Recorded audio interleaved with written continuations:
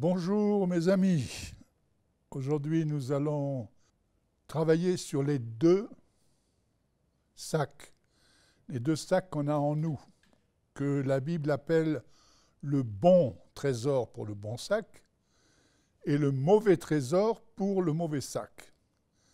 Il est dit dans l'évangile de Matthieu chapitre 12 et au verset 34, la bouche exprime ce dont le cœur est plein. Dans une autre version, second, nous lisons « C'est de l'abondance du cœur que la bouche parle ». Si vous savez accorder du temps à l'écoute, il faut savoir écouter, c'est une qualité que l'enfant de Dieu doit avoir, écouter les autres, et pas simplement écouter les autres, mais écouter sa propre bouche. D'après ce qui sort de la bouche des autres, ou de notre propre bouche, nous savons d'où provient l'inspiration et dans quel sac, lui, elle ou moi, nous avons puisé pour dire ce que nous disons. Et la bouche a une importance très grande dans la parole de Dieu, parce que c'est en elle qu'il y a la mort et la vie. Et très souvent, en ce qui concerne par exemple la guérison divine, certains de nos concitoyens sont malades tout simplement parce qu'ils entretiennent une ambiance de maladie. Plutôt que de parler, de voir le résultat de leur prière ou de la prière des autres, ils ne font que confesser, c'est-à-dire dire des choses négatives. « Ah, ben je suis malade. Ah, avec mon cancer. Pourquoi pas le cancer d'un autre ?» Et je parle maladie. Et plus je parle maladie, je pense que la maladie augmente si on lui laisse cette place. Donc la bouche a une place très importante. Et il est dit au verset 35, l'homme bon tire de bonnes choses de son bon trésor, et l'homme mauvais tire de mauvaises choses de son mauvais trésor. Vous pouvez lire la suite.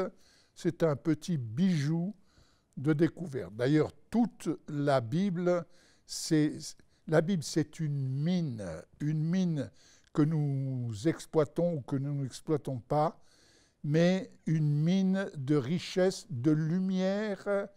C'est la lumière sur notre sentier de révélation, à condition de s'en donner la peine. Lorsque nous prenons la douche, j'en ai déjà parlé dans une de mes dernières interventions, lorsque nous prenons une douche, il est aussi indispensable d'avoir à portée de la main du savon pour se savonner. Sinon, si on prend simplement une douche, on va enlever peut-être la sueur, mais au bout de quelques jours, on sentira comme quelqu'un qui se douche jamais. Il faut nettoyer.